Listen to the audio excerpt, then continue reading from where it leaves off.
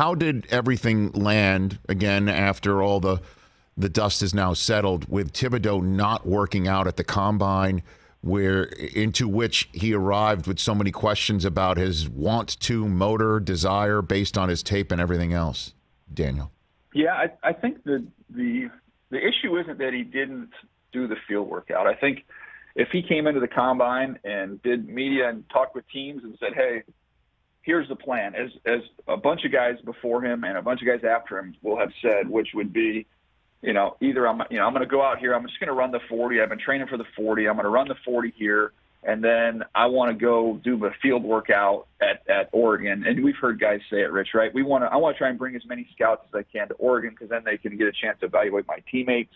It's a great opportunity for them. Or even if you didn't say that and just said, hey, this is my plan. I'm going to run the 40, and then I'm going to really hone in on the position drills at the pro day. Okay, cool, no problem. It's been done a million times. Nobody would bat an eye. But when you tell everybody in the media and with the teams that you plan on doing everything, and then you get out there and you run a 40 and then you stop and say, I'm done for the day, it was just kind of weird. And then the explanation, if his explanation would have been, hey, I just want to save everything for my pro day, okay, I get it. You made a last-second decision, no big deal. But when he said, I want to do linebacker drills, well, yeah, so does Trayvon Walker, and so did all these guys. And you get a chance to do all the linebacker drills. Do the D-line drills, and then you do the linebacker drills. So that the explanation was just kind of goofy. And then you kind of add into that just kind of coming into the process,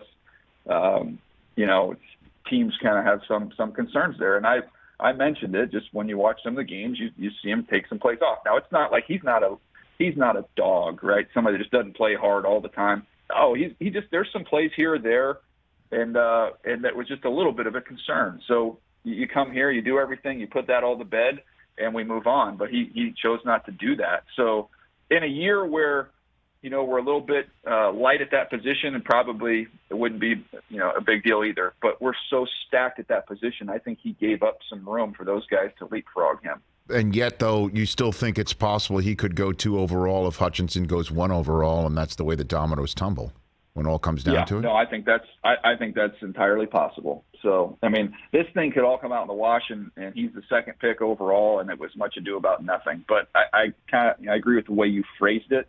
He just kind of opened the door a little bit to give those other guys some room to jump in. Or on the other hand, if it's apples to apples, as you and a bunch of other evaluators like to say, where it's just like, okay, we want a pass rusher, and I can go with Trayvon Walker of Georgia or Kayvon Thibodeaux of Oregon. This is the measurement or evaluation that could wind up with the Bulldog being selected, right?